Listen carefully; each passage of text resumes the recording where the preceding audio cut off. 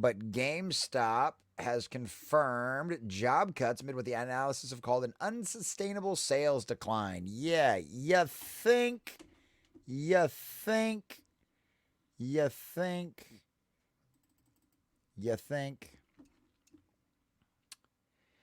GameStop cuts jobs amid unsustainable sales decline. Shares on track for biggest decline in 9 months.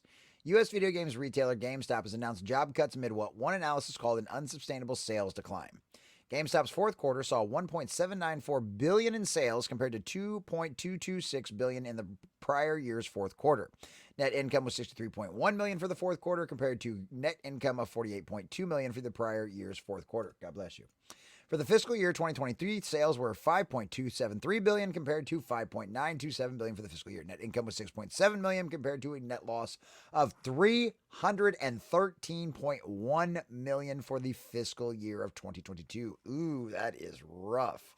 While net income improved for the fiscal year, the dramatic sales decline is worrying analysts. Reuters reported on comments from Wedbush Securities analyst Michael Pachter, who said an increasing mix of digital downloads is hurting physical retail, and there is simply no reason to go to the store if a consumer can just order a game and download it immediately. Except for the fact that your hard drive is going to get filled up, and of course, then they completely and totally control your game. And yes, physical media should always be king because if you just download it, you never truly own a game. Revenues are highly unlikely to rebound unless management figures out a way to drive store traffic. I suspect that they will keep trimming costs to generate break even or better, but it is inevitable that their sales will decline to an unsustainable level. So this guy's saying GameStop is over, boys and girls. And it's one of those things like they kind of did to themselves, with all their ridiculous programs and they're over, they're underpaying and over asking for a lot of things and just kind of trying to ignore the nerd and geek culture, and it just didn't go over very far. And their overemphasis on the Funko Pop thing was just completely and totally insane. And yeah, just not going very well at all for physical media. Not going, and they had the chance to turn things around, right? Like the big, the big ape thing happened. The GameStop stuff happened with the stock market, and people just flooded them with cash. Same thing with like AMC and all of that kind of stuff. And what did they do? They could have changed their ways. They could have gone to a more community centric thing. They could have offered more maybe gaming tournaments,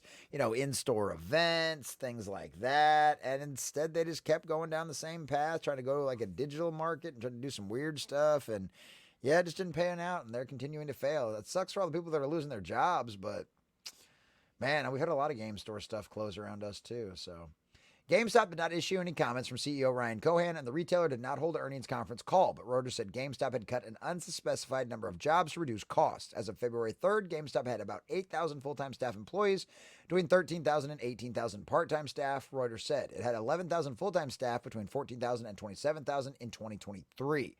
So it's already drastically dropping. As a result, the jobs cut expenses fell 21%. Well, yeah, of course they're going to. Yeah, this is one of the stupid ass moves they went because of the new idiot CEO they hired, which was like a freaking crypto guy.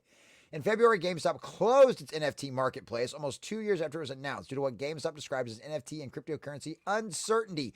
NFTs were the dumbest thing to begin with out there. I can literally cut and paste and have the exact same thing of your stupid NFT. That was nothing more than a get-rich-quick scheme from a lot of people out there to a lot of gullible idiots out there. NFTs are a useful tool, but not as something you can buy and sell like a freaking Funko Pop, you morons. That closure seemed inevitable after the retailer shut down its crypto wallet in August 2023. Yeah, that was a bad horse to bet on. Instead of betting on the community, you bet on something new and trending that was literally a flash in the pan and was already over by the time you decided to get balls deep involved in it.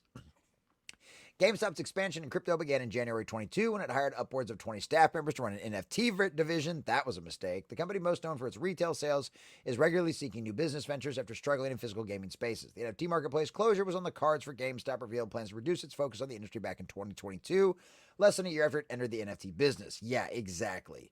Former CFO Diane Sajay Jihad, who described herself as as a decision maker for key business strategies, including NFT, digital wallet, and crypto initiatives at GameStop, also resigned in August 2022. Color us shock. That didn't go well. And now a bunch of people are losing their jobs, and GameStop is just one step closer to being nothing more than a memory on the ash heap pile of history, just like Blockbuster was. And it's sad to see something that so many of us had so many good memories of as kids turn into something that is despised and ridiculed by almost every gamer out there. And it's just a sad thing to see that it's going to go the way of the Dodo and the way of Blockbuster. But hey, that's just the way it goes sometimes.